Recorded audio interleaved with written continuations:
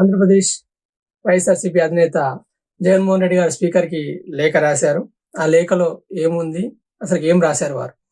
మొన్న జరిగిన అసెంబ్లీ ఎలక్షన్లో వారికి 11 సీట్లే కేవలం గెలుచుకున్నారు. కాబట్టి మొన్న ప్రమాణ స్వీకారం చేసినప్పుడు తొలుత ముఖ్యమంత్రి గారు, తర్వాత ఉప ముఖ్యమంత్రి గారు, మంత్రులు చేశారు. మంత్రుల తర్వాత వారిని ప్రమాణ స్వీకారం చేయించారు. దాంతో వారు అనుమానపడి నాకు ప్రతిపక్ష హోదా ఇవ్వరేమో అని చెప్పేసి స్పీకర్ గారికి లేఖ రాశారు. అయితే వారిలో ఆ లేఖలో కొన్ని విషయాలు కూడా వెల్లడించారు.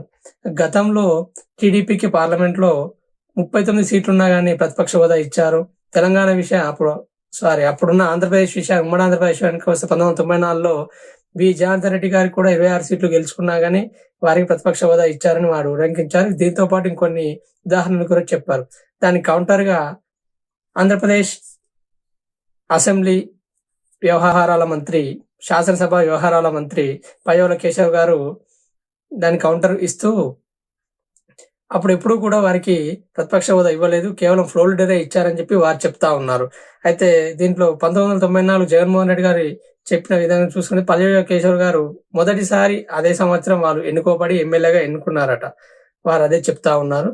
మరి చూస్తా ఉండాలి ఈ విషయం ఎక్కడి దాకా వెళ్తుంది అనేది.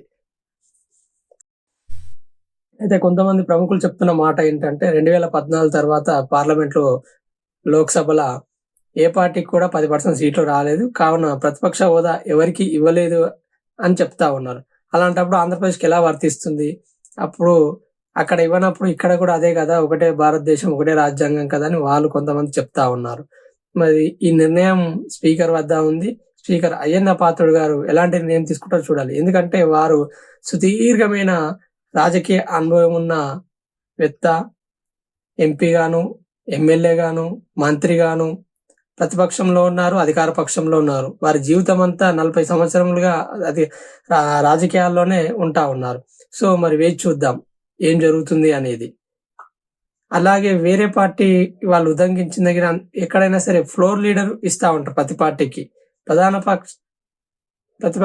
ప్రతిపక్ష హోదా ఇవ్వాలి అని అంటే 10% ఉండాలి అనే నిబంధన చట్టంలో అయితే లేదని చెప్పి రాజకీయ విశ్లేషకులు అంటా ఉన్నారు. మరి చూస్తా ఉండాలి ఎలా ఉంటుంది అనేది. ఇంకేమో చెప్తా అనుకున్నా సార్.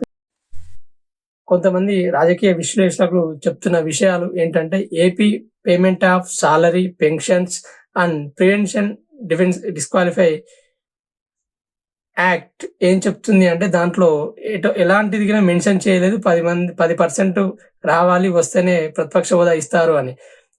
వారేం చెప్తున్నారంటే అధికార పక్షం మినహాయించి ప్రతిపక్షంలో ఎంతమంది సభ్యులున్నా వారిని, ఆ ఉన్న సభ్యులలో మెజారిటీ సభ్యులు ఏ పార్టీకి ఉన్నారో వారికి ప్రతిపక్ష హోదా లభిస్తుంది, ఇవ్వాలి అని చెప్పి చెప్తా ఉన్నారు. యాక్చువల్లీ మనం తీసుకున్నట్టయితే ఎక్కువ ఫాలో అయ్యేది బ్రిటిష్ గవర్నమెంట్ వారి రాజ్యాంగాన్ని మనం ఎక్కువ ఫాలో అవుతా ఉంటాం. మన రాజ్యాంగంలో కూడా అదే ఉంది. వారు అక్కడ షాడో సీఎం అని పిలుస్తా ఉంటారు, లీడర్ ఆఫ్ ద అపోజిషన్ ని. సో ఇప్పుడు వీరు ఇక్కడ చెప్తా ఉన్న రాజకీయ విశ్లేషకులు చాలా మంది ఎంతమంది సీట్లు వచ్చినా కానీ ప్రజల వాయిస్ వారి ద్వారా, అపోజిషన్ ద్వారా ఉండాలి, వారికి ఇవ్వడమే న్యాయము అని కొంతమంది చెప్తా ఉన్నారు. అధికార పార్టీ మాత్రం గతంలో కూడా ఎవరికి ఎప్పుడు ఇవ్వలేదు అనడం. ఇందులో ముఖ్యంగా అధికార పార్టీ చెప్తా ఉంది అంటే గతంలో 23 సీట్లు చంద్రబాబు నాయుడు గారికి వచ్చినప్పుడు సాక్షాత్తు అప్పుడు ఆనాటి ముఖ్యమంత్రి జగన్మోహన్ రెడ్డి గారు నిండు అసెంబ్లీలో అన్నారు, మేము గనుక ఇంకొక 4-5 ఎమ్మెల్యేలు ఇటు లాగేస్తే మీకు ఉన్న ప్రతిపక్ష హోదా కూడా పోతుంది అని. ఆనాడు గుర్తుకు రాలేదా అని చెప్పేసి ఈనాడు ఉన్న మంత్రులు, ఎమ్మెల్యేలు సూటిగా ప్రశ్నిస్తా ఉన్నారు జగన్మోహన్ రెడ్డి గారిని. మరి చివరికి స్పీకర్ గారు ఏం నిర్ణయం తీసుకుంటారు